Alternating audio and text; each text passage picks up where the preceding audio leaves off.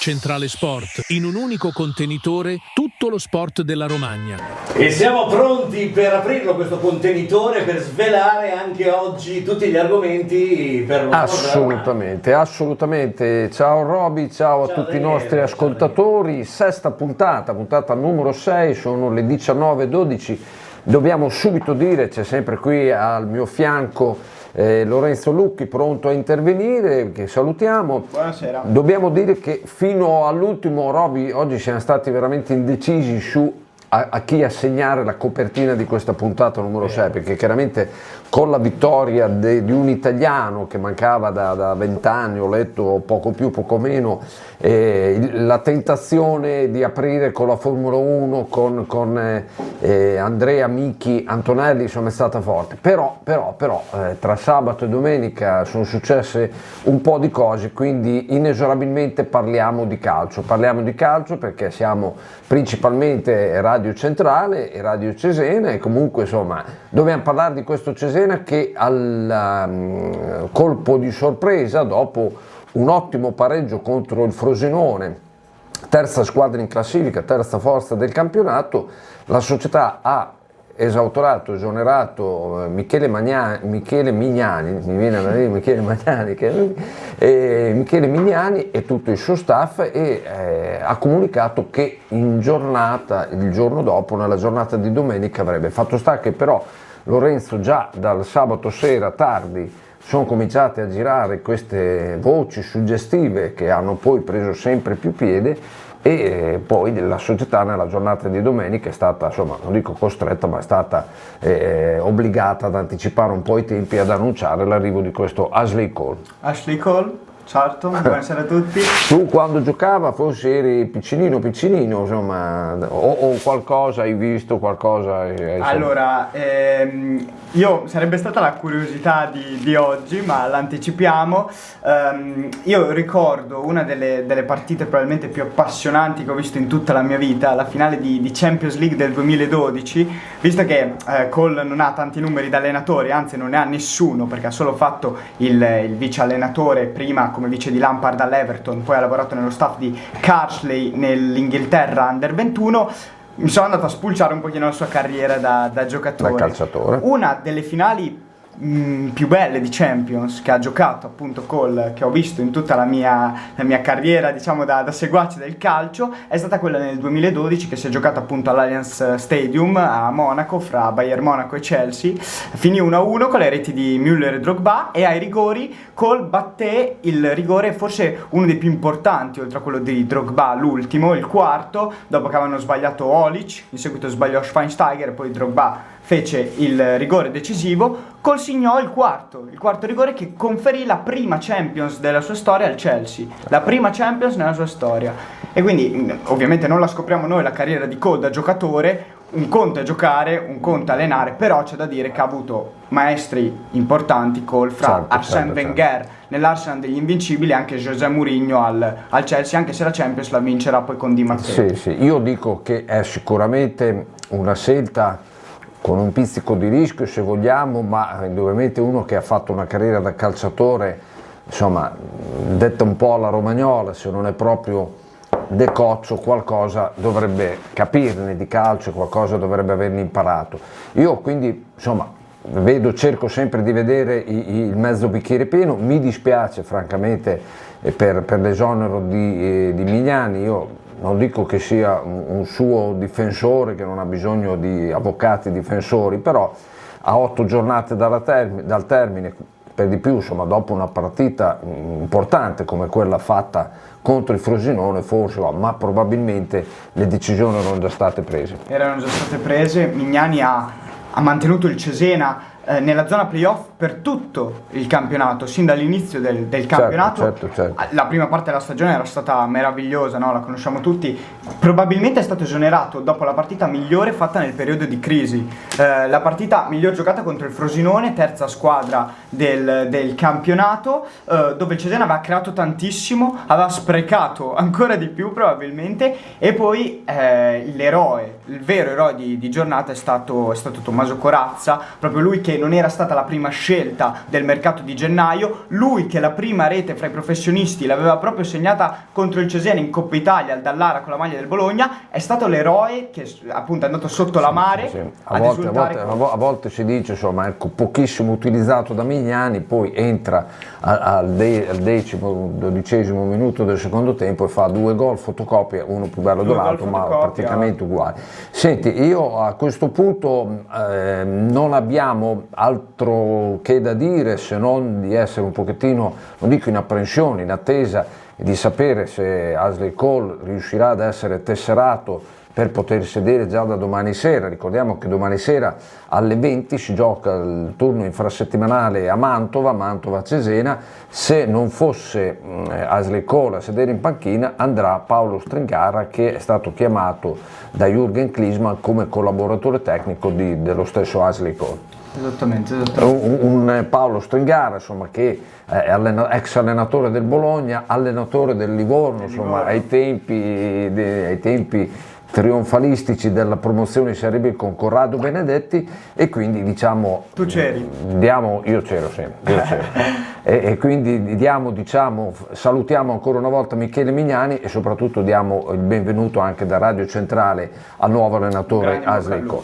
Senti, allora a questo punto poi parleremo anche della primavera nel nostro timone. A questo punto io direi che possiamo andare con un brano, visto che sono già le 19:18, abbiamo sforato di un minutino quello che era un po' l'impostazione, poi ci collegheremo con il Ravenna Calcio, con Sandro Camerani, con Franco Pardolesi per il Forlì, e poi parleremo di questa Formula 1.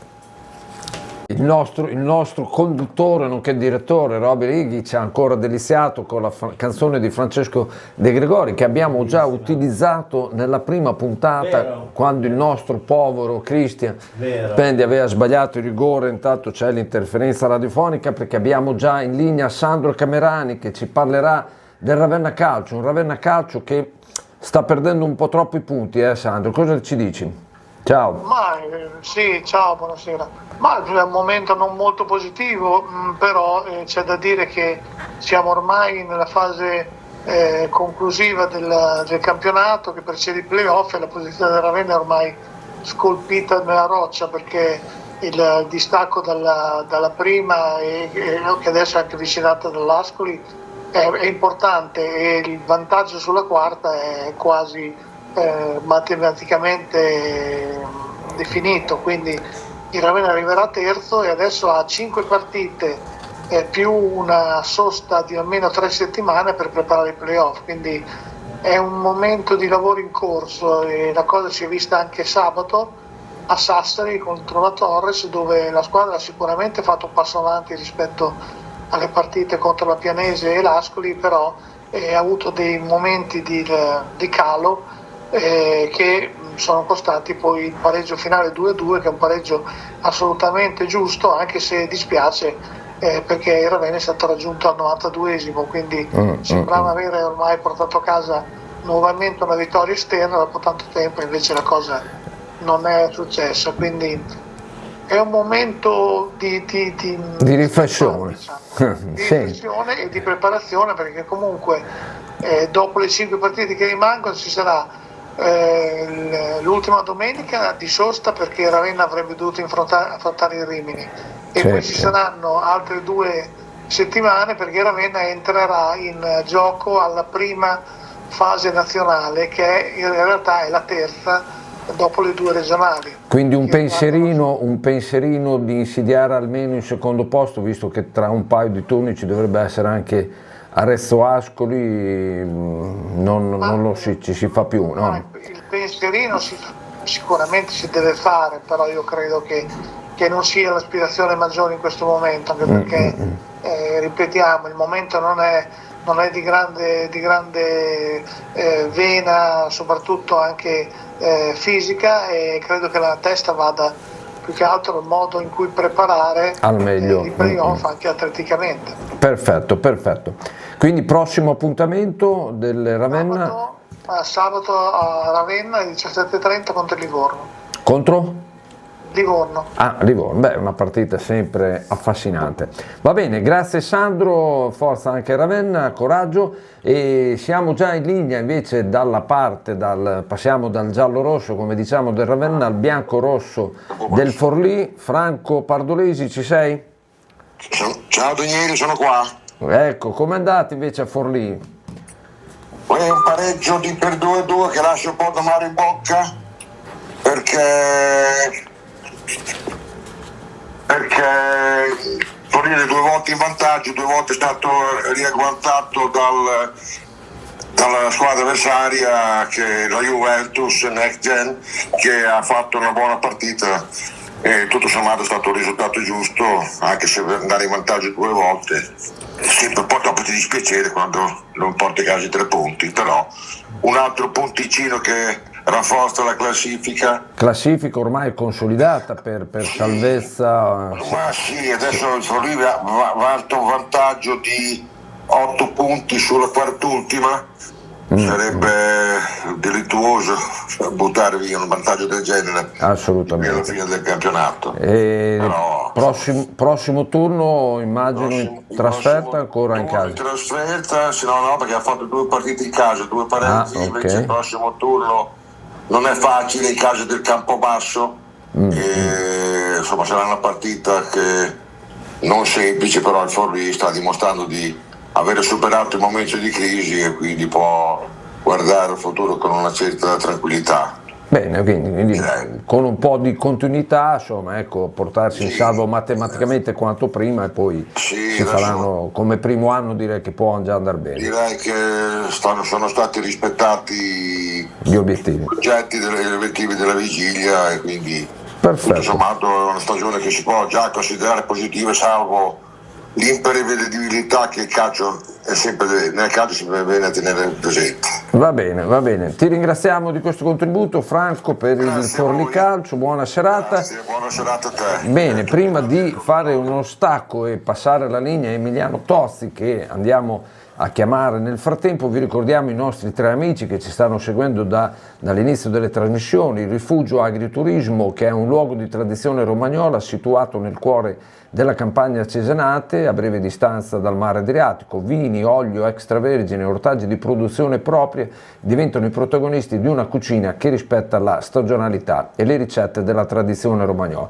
Un luogo autentico dove natura, tradizione e ospitalità si incontrano. È consigliata la prenotazione, il Rifugio Agriturismo. Poi abbiamo l'amico dell'Apart Hotel, uno dirà ma soprattutto Apart Hotel è un appartamento o un hotel? Romea Apart Hotel è tutte e due, è un appartamento perché in ogni stanza si trova l'angolo cucina dove poter cucinare, ma è anche un hotel che ti cambia la biancheria tutti i giorni e ti serve in stanza una colazione di qualità. Romea Apart Hotel in via Romea 605 a Cesena, il meglio di un appartamento con la comodità di un hotel a prezzi che non sono doppi.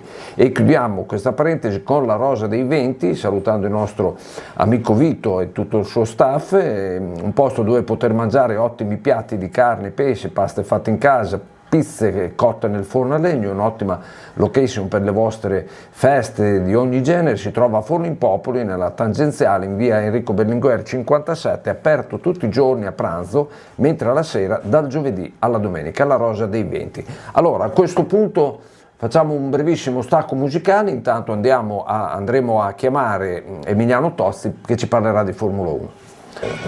Eccoci qua, mentre il magico Robby sfuma Sara, sposandoti in chiesa come tua madre, sta aspettando per poter piangere un po'. Emiliano Tozzi, euforico come sempre del resto, perché ma questo lunedì, ripeto ancora di più, abbiamo detto in apertura, non so se ci hai seguito, che è stata battaglia fra me e Lorenzo, Robby, Jimmy Zanotti che è qui, che continua a fotografarci, a filmarci, potrete poi rivedere su YouTube la puntata numero 6. Emiliano, allora, dopo quanti anni un italiano vince? A te la linea.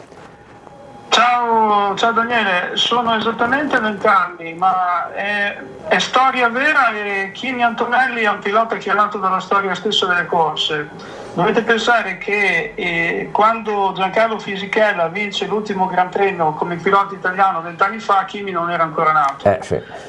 e questo siamo solo all'inizio, ma quello che ha fatto oltretutto in questo fine settimana il pilota di Bologna è stato ottenere la pole position, e questo già lo colloca come sempre come il più giovane pilota a ottenere questo tipo di risultato.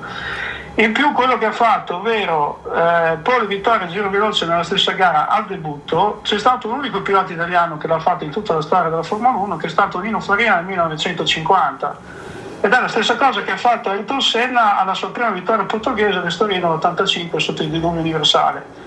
Se poi vogliamo andare a trovare un pilota italiano che abbia vinto 2 Gran Premi nella stessa stagione, dobbiamo addirittura tornare a Riccardo Patrese nel 91 con la Williams FV14, e se vuoi arrivare a 3 devi andare al 1953 con Alberto Scari, quando conquistò il suo secondo erede con la Ferrari 500 F2.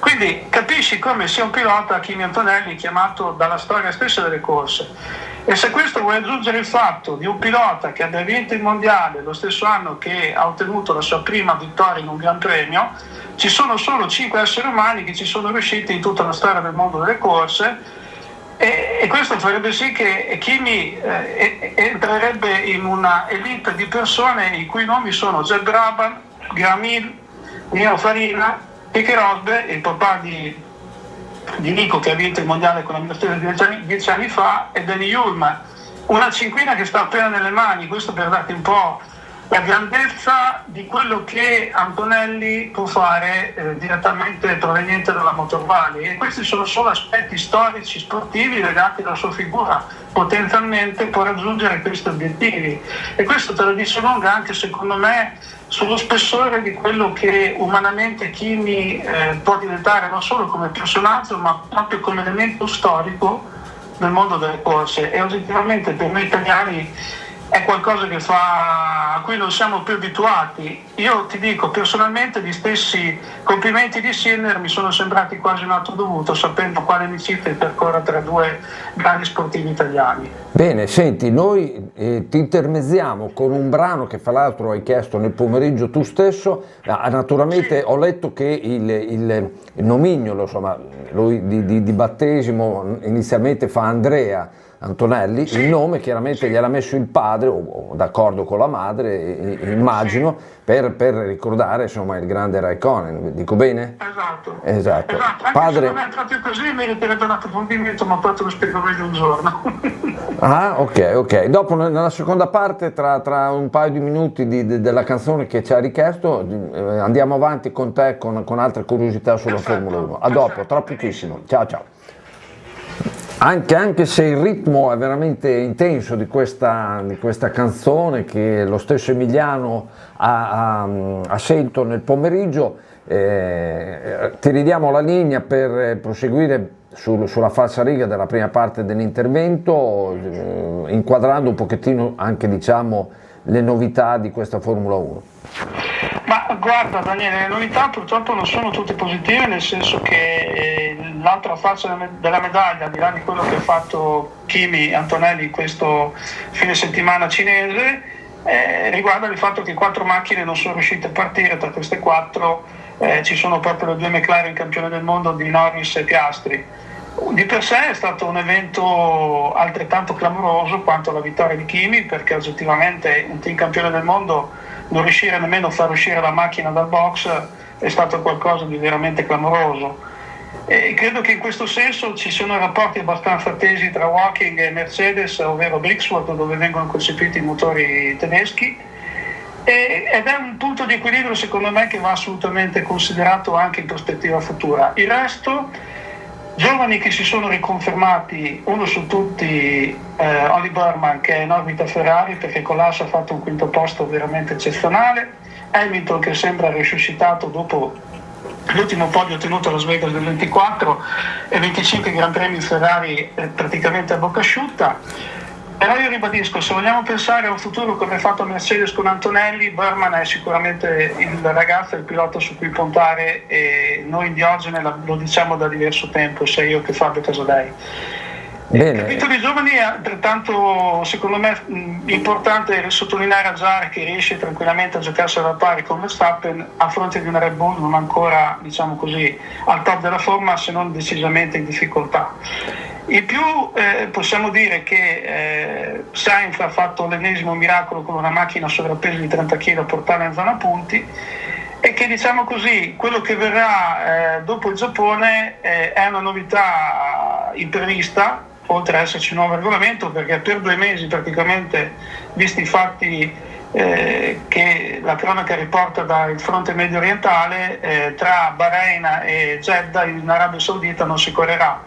Quindi paradossalmente si apre un'ulteriore variabile che oggettivamente mette la Formula 1 di fronte a una pausa forzata di 1 mese, il che sarà, tra virgolette, il Ravino di Miami, l'ennesima variabile da considerare. Secondo me Mercedes rimarrà comunque davanti.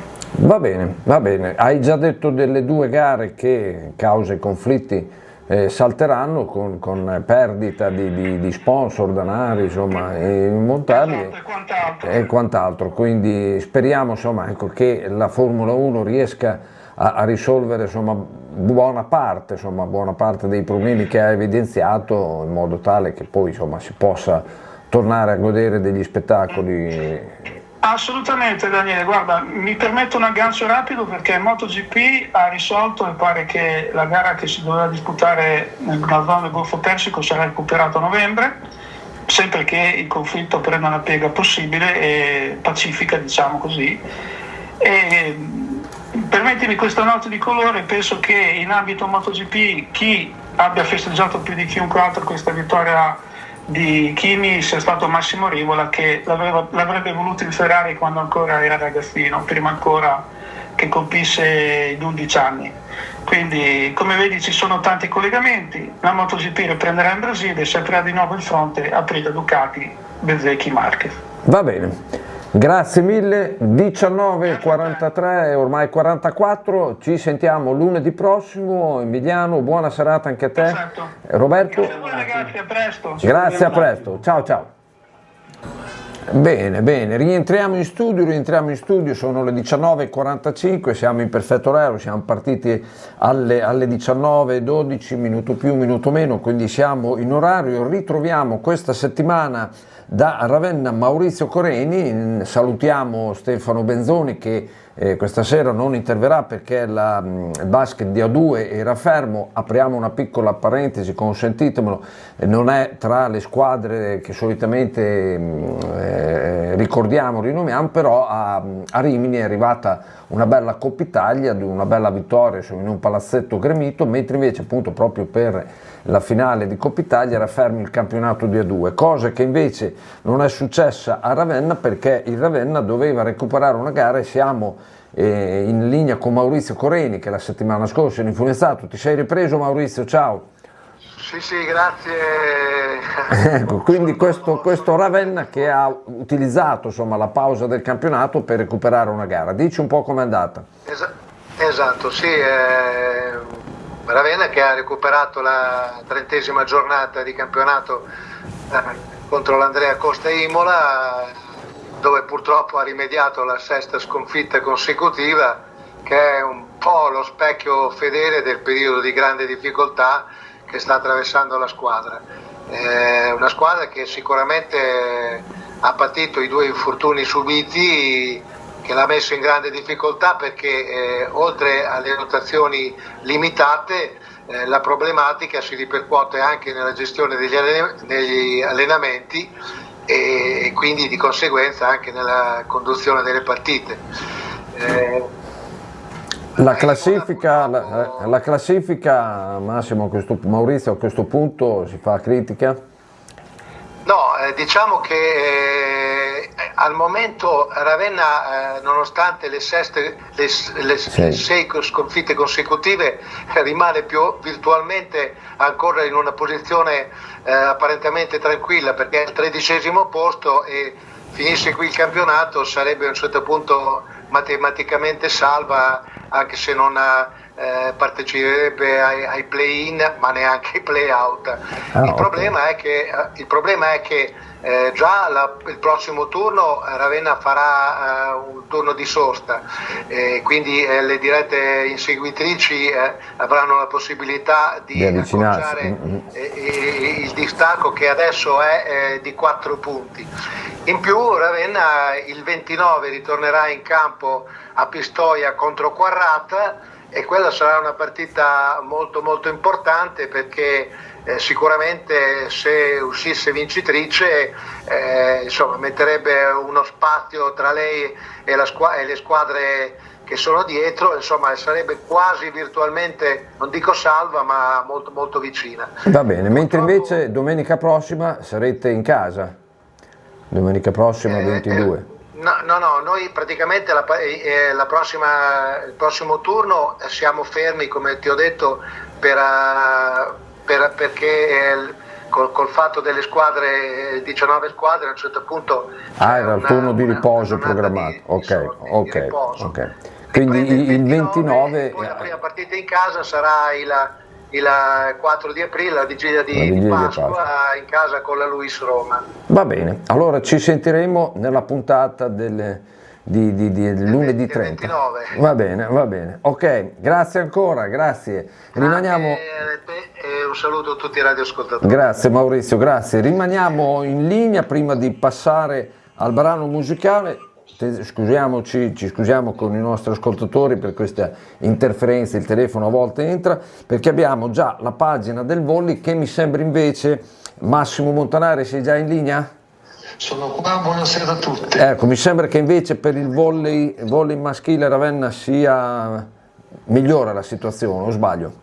Sì, decisamente migliore, anzi i risultati della giornata di ieri hanno aperto interessanti prospettive per un finale di stagione forse in attesa e inaspettato, perché Ravenna ha fatto il suo vincendo a Catania 3-1, giocando una partita di grande livello tecnico e agonistico, ha perso il primo set ai vantaggi ma poi ha decisamente preso in mano la gestione del match dominandolo nei 3 set successivi, un 3-1 che ha permesso di tornare a vincere dopo 3 trasferte negative, ma soprattutto alla luce dei risultati degli altri campi ha permesso alla Constar di agganciare al terzo posto Brescia a quota 47 e di andare a 3 punti di distacco dalle 2 battistrada, Prata e Pineto a quota 50, e il calendario dice che le ultime 2 partite casalinghe di stagione della Constar saranno proprio contro Prata questo mercoledì nel turno infrasettimanale e poi contro Pineto il 29 marzo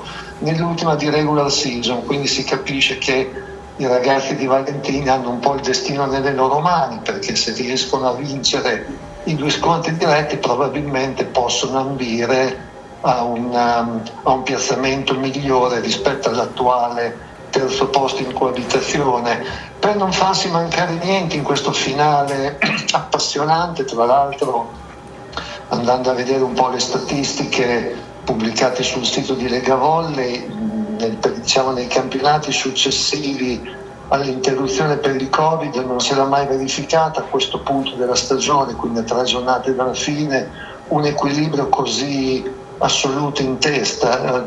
C'erano sempre state nei primi 3 anni formazioni che avevano già largamente preso il largo e avevano già ipotecato il primo posto, oppure c'era al massimo una coppia in testa, ma 4 squadre in 3 punti a 3 giornate dalla fine negli ultimi anni. Era da tanto che non capitava. E questo dà sicuramente pathos al finale. Dicevo, per non farsi mancare nulla, domenica dopo il turno infrasettimanale Ravenna giocherà a Fano contro una squadra che in questo momento è in lotta sia per evitare la retrocessione che per entrare nei playoff. Fano, dove è andato ad allenare Marco Bonita, che insomma gli appassionati di volley sanno perfettamente essere stato una delle anime tecniche dirigenziali della Constar, quindi un motivo in più per... Benissimo. E appuntamento lo ribadiamo ancora mercoledì nel turno infrasettimanale casalingo. Il Palazzo Andrea contro la Tinet Prata. Perfetto, grazie mille Massimo. Buona serata. Andiamo Roby con un brano, intanto chiamiamo l'altro nostro amico per il volley femminile, poi dopo il brano parleremo di volley femminile. Un bel ritrovato anche a Luca Carboni, che di nuovo in auge, benissimo, bene. Allora, a questo punto abbiamo parlato con Massimo Montanari del volley maschile, non ci resta altro che dare la linea a Valerio Rustignoli, che invece ci farà il punto della situazione sul volley femminile. A te Valerio. Buonasera a tutti gli ascoltatori di Radio Centrale, siamo qui anche quest'oggi per fare il punto sul campionato di Serie B1 femminile di pallavolo, giunto alla sesta giornata del girone di ritorno, un turno decisamente positivo per le formazioni romagnole, a partire da Ravenna, capolista, che conquista un successo importante sul campo della pediatrica Vindi Valdarno, un 3-1 netto in rimonta dopo aver perso 25-15 il primo set. Le bizantine sono riuscite a ribaltare la partita, conquistando 3 punti importanti per consolidarsi in vetta alla classifica. 3 punti importanti anche per l'Angelina Elettromeccanica Cesena, che dopo la sconfitta al tie break dello scorso weekend a Forlì fa bottino pieno sul campo dell'Anderlini Modena, penultima in classifica, una vittoria piuttosto netta da parte di Benazzi e compagni, che conquistano così 3 punti importanti per cercare di prendere fiato in classifica. Nel derby di Riccione vince la Lasersoft, padrona di casa, per 3-1 sulla Live 365 Forlì, una vittoria netta da parte delle ragazze di coach Pirazzini, che conquistano anche loro 3 punti importanti in chiave salvezza, mentre per Forlì una sconfitta pesante, perché ora la Live 365.eu Forlì è terzultima in solitaria in classifica, quota 21 punti. Vero è che insomma le altre contendenti sono tutte molto vicine, perché davanti a lei ci sono Riccione e Centro Volley Reggiano 22, 23 San Giorgio, 24 Cesena e addirittura 25 Montespertoli, che attualmente è settima in classifica, quindi in 4 punti ci sono ben 6 formazioni, ma attualmente le ragazze forlivesi occupano il terzultimo posto e dovranno provare a risalire per cercare di conquistare la salvezza. Non sarà facile farlo, il prossimo turno mette Forlì davanti a Ripalta, al Villaromiti arriva la seconda forza del campionato, reduce comunque da una netta vittoria contro Scandicci, e quindi sarà molto difficile per Folli e compagni fare punti, mentre le altre contendenti insomma avranno la possibilità di muovere la classifica. Riccione sarà impegnata sul campo proprio di Scandicci, ultima della classe, quindi una bella occasione per la formazione rivierasca per fare altri punti e cercare di consolidare la propria posizione nella corsa salvezza. Altra sfida fondamentale sempre per la corsa salvezza, quella di Cesena, dove l'ex Carisport, al Pala BCC Romagnolo, l'Elettromeccanica Angelini ospita la Pallavolo San Giorgio per una sfida che mette insomma in palio 3 punti importanti per la salvezza. Ravenna invece ospita al Palacosta Montespertoli, una sfida da non sottovalutare per la formazione giallorossa, ma sicuramente, come dire, abbordabile per l'Olimpia Teodora, che con un successo insomma potrebbe ulteriormente consolidare la prima posizione. Grazie per l'ascolto e alla prossima settimana. Bene, grazie Valerio Rustignoli da Ravenna. Quindi notizie buone sia per il volley maschile che per il volley femminile. Sono le 19:59, siamo veramente a ridosso delle 20, ma abbiamo cominciato alle 19 e una decina di minuti, quindi andremo avanti fino alle 20:20, fino alle 20:10, 20:12. Ricordiamo ancora i nostri 3 amici, il Rifugio Agriturismo, che è un luogo di tradizione romagnola situato nel cuore della campagna cesenate, a breve distanza dal mare Adriatico. Vini, olio extravergine e ortaggi di produzione propria diventano protagonisti di una cucina che rispetta la stagionalità e le ricette della tradizione romagnola. Un luogo autentico dove natura, tradizione e ospitalità si incontrano. Prenotazione consigliata, il Rifugio Agriturismo. Poi abbiamo Apart Hotel, che è un tiro e un cross, tutte e due, perché l'Apart Hotel è sia un appartamento che un hotel. Romea Apart Hotel è tutte e due, è quindi un appartamento perché in ogni stanza c'è l'angolo cottura, ma è anche un hotel perché c'è il cambio di biancheria tutti i giorni e se uno vuole la colazione in stanza di qualità. Romea Apart Hotel è in via Romea 605 a Cesena, il meglio di un appartamento con la comodità di un hotel a prezzi che non sono doppi. Poi la Rosa dei Venti, il posto dove poter mangiare ottimi piatti di carne e pesce, paste fatte in casa, pizze cotte nel forno a legno, un'ottima location per le vostre feste, per ogni occasione, e a Forlimpopoli, in via Enrico Berlinguer, nella tangenziale esterna di Forlimpopoli, aperta tutti i giorni a pranzo e la sera invece dal giovedì alla domenica. Allora siamo alle 20 e una manciata di secondi, ci colleghiamo, se è in linea con noi, Marco Zuccherelli per quanto riguarda il rugby. Ancora una volta un rugby, poi ci dirai Marco, che parte bene ma si perde un po' per la strada. A te la linea. E allora buonasera amiche e amici di Radio Centrale. Sì, hai detto bene, però io partirei dalla parte femminile. Le ragazze hanno vinto, portano a casa 5 punti, che a dire il vero per la classifica tecnicamente non dico niente, perché i giochi sono già fatti, la prima va ai playoff e le altre diciamo finiscono la stagione. Però sai mai che ci sia un ripescaggio, un qualche cosa, è meglio arrivare sempre il più avanti possibile, e il Romagna femminile con questa vittoria agguanta la seconda postazione, che dovrebbe confermare nelle prossime 2 giornate. Per i ragazzi, la squadra di Coach Rovina inanella l'8ª sconfitta consecutiva, e la situazione diciamo in classifica non è felicissima, penultima posizione, però non essendoci retrocessioni diciamo che si vive sereni.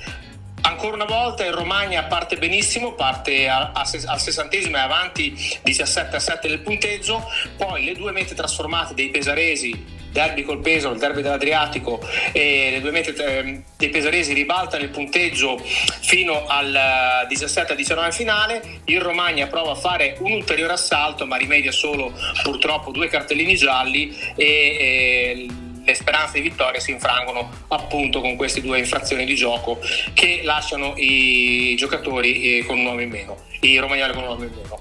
Prossima partita in casa del Badia che è stata l'ultima squadra che ha perso con Romagna. Speriamo che porti bene, staremo a vedere settimana prossima. Anche gli azzurri hanno concluso il 6 Nazioni con una sconfitta a Cardiff. Va bene, come sempre diciamo coinciso nel tuo intervento, quindi appuntamento lunedì prossimo. Allora Roby, un brano, sono le 20.02, poi un brano, ma non lasciateci, perché poi con Lorenzo Lucchi torneremo in studio, parleremo della primavera del Cesena Calcio, ma parleremo ancora dell'incontro di domani sera Mantova-Cesena, e anche accenneremo qualcosa a sabato prossimo, quando il Cesena tornerà in casa contro il È un peccato Roby sfumare questa canzone, ma d'altra parte insomma il copione ci indica, l'orologio ci indica 20.05, 30 secondi, eccoci Lorenzo, abbiamo volutamente tenuto la primavera in chiusura e parleremo poi anche della prima squadra, ma abbiamo voluto tenere appositamente in chiusura la primavera per attendere il risultato finale della partita che si stava giocando a Roma tra Roma e Fiorentina. Raccontaci com'è andata, sia del Cesena che anche dando uno sguardo alla classifica. È terminata 1-1 con la Roma in 10 negli ultimi minuti. In questo momento la classifica vede la Roma al primo posto con 52 punti, ma subito dietro ecco il Cesena 51, pari merito con il Parma, che sarà il prossimo avversario del Cesena la prossima partita. E invece al terzo posto c'è proprio la Fiorentina con 50 punti. Questo in virtù anche della rotonda vittoria oggi in quel di Monza. In quel di Monza 3-1, tripletta direi superlativa dell'ex di giornata Fredrik Toscu, che ha appunto avuto una parentesi a Monza nel 2023. L'ennesima prestazione convincente dei ragazzi di Campedelli. La classifica parla per loro, insomma sono al secondo posto, a un punto dalla prima posizione. Oggi in panchina c'è Cappellini, perché Campedelli è stato squalificato contro Cappellini, contro che insomma lo vuoi dire tu, se no lo dico io, che Cappellini farà un salto importante. Sarà appunto rientrerà nello staff di Ashley Cole e quindi insomma anche proprio indicato per tenere stretti rapporti con la primavera, insomma con la seconda squadra, chiamiamola, del Cesena. Esatto. 3 gol importanti, quelli di Toscu. Il primo è arrivato dopo appena 2 minuti. Poletti aveva calciato dalla distanza, il portiere del Monza aveva respinto male da 2 passi, Toscu aveva realizzato di mancino, di sinistro, e poi il secondo nel terzo gol sono arrivati da 2 lanci di Mattioli, il primo direttamente per Toscu, che appunto ha fatto vedere tutta la sua qualità saltando il diretto marcatore e concludendo poi in rete, mentre invece il terzo Mattioli ha lanciato per Galvagno, che ha fatto il passaggio decisivo per Toscu, no? che ha segnato appunto perfetto. Speriamo che le cose continuino ad andare bene. Anche la primavera mi sembra sia a 8 giornate dalla Termine, quindi il prossimo appuntamento dicevi contro il Parma qui a Martoranello, sai, se non sbaglio dovrebbe essere sabato si gioca in casa col Catanzaro, forse no, domenica può darsi che ci sia la femminile. È in casa a Martoranello, certo. Lunedì? Sì. Lunedì. Noi lo seguiremo e poi vi diremo. Domenica ore 15, domenica, in casa a E Martoranello. poi lunedì prossimo, che sarà il 23 marzo, saremo già alla puntata numero 7. 20:08, chiudiamo con 2 battute, di nuovo tornando sul nostro Cesena. Credi che potrà essere questo nuovo allenatore Ashley Cole domani in panchina tutta una questione burocratica? Si arriverà al tesseramento? Noi speriamo assolutamente, sarebbe bello, no? Vederlo da subito in panchina. C'è molta curiosità. C'è molta curiosità attesa, esatto. Certo, perché è un'incognita. E poi giovedì ci sarà, non l'abbiamo detto forse all'inizio, giovedì alle 15 sarà una mega conferenza stampa dove verrà presentato sia il nuovo allenatore e probabilmente ci sarà anche un video collegamento con gli Stati Uniti con la proprietà, non so se ci sarà Melby, se ci sarà chi dei 2 fratelli Aiello, insomma comunque un appuntamento importante che non dico spiegherà nei dettagli l'operazione, l'avvicendamento tra Mignani e Ashley Cole, insomma comunque c'è questa grande curiosità e speriamo, ripeto, che qualcuno ha fatto dei paragoni un po' eccessivi con il Fabregas del Como, eccetera eccetera, però è chiaro che ripeto, il fatto di aver fatto una bella carriera e sicuramente la motivazione di questo straordinario campione sul campo di gioco, speriamo che si possa, basterebbe anche che fosse un 70, 60, 70% di come è stato calciatore, noi lo prenderemmo più che volentieri. Tu come la vedi? E poi siamo in chiusura. Sì, no, sicuramente il tempo ci darà le risposte che cerchiamo. Dovessi sbilanciarti un po'? Io dovessi sbilanciarmi un po', io mi auguro che Cole, con gli insegnamenti magari di Wenger negli Invincibili di Mourinho, abbia preso nozioni importanti anche dal punto di vista dell'allenatore, no? Io lo spero veramente. Siamo veramente in chiusura, 20:10, senza raccontarvi troppo nei dettagli salutiamo i nostri 3 amici, il rifugio agriturismo di Cesena sopra le colline di Calisese, l'Apart Hotel in via Romea, zona Torre del Moro, e la Rosa dei Venti di Forlimpopoli, il ristorante che ci ha anche ospitato 2 settimane fa e poi torneremo sicuramente a trovare dopo Pasqua. Quindi grazie ancora di averci seguito, vi diamo appuntamento ogni settimana, abbiamo degli ottimi riscontri in ascolti, quindi ogni settimana aumentano i like o comunque le interazioni. Esatto, e quindi continuiamo, sarà la puntata numero 7, sarà la puntata del dopo Mantova Cesena, dove ritroveremo anche Francesco Modesto, ex allenatore del Cesena del dopo fallimento, e dopo anche Cesena Catanzaro, e quindi parleremo di 2 partite lunedì prossimo. Appuntamento, grazie ancora alla regia magnifica sempre di Robby, il nostro direttore. 20:11, appuntamento Lorenzo, a lunedì prossimo. A lunedì, buona serata a tutti. Ciao. Daniele Magnani, Centrale Sport, in onda tutto lo sport della Romagna.